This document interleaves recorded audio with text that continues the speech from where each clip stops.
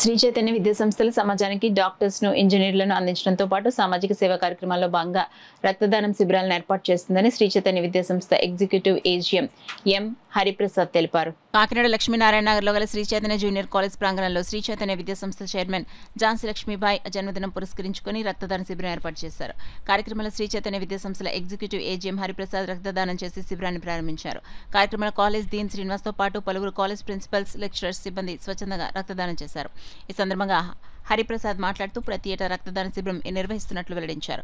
కార్యక్రమంలో schools, RI Gopi, college principals, lecturers, సిబ్బంది పాల్గొన్నారు. Chaitanya Vidya Samstha founder chairman doctor Jhansi Lakshmibai గారి జన్మదిన సందర్భంగా దేశవ్యాప్తంగా రక్తదాన శిబిరాలు ప్రతి సంవత్సరంలాగా ఈ సంవత్సరం కూడా నిర్వహిస్తున్నాం. ఈ కార్యక్రమంలో కాలేజీ స్టాఫ్ అలాగే స్కూల్ స్టాఫ్ అందరూ విరివిగా పాల్గొని కార్యక్రమాన్ని విజయవంతం చేసినందుకు అందరికీ ధన్యవాదాలు. ఈ కార్యక్రమంలో ఏజిఎం రాంబాబు గారు, డీన్ శ్రీనివాస్ గారు, స్కూల్ ఆర్ఐ గోపీనాథ్ గారు, Pithapuram zone school RI Srinivas గారు మరియు వాళ్ళందరూ వాళ్ళ సిబ్బంది అందరూ పాల్గొని ఈ కార్యక్రమాన్ని విజయవంతం చేశారు. రోటరీ క్లబ్ వారి సహకారంతో ప్రతి సంవత్సరం అలాగే ఈ సంవత్సరం కూడా విజయవంతమైంది.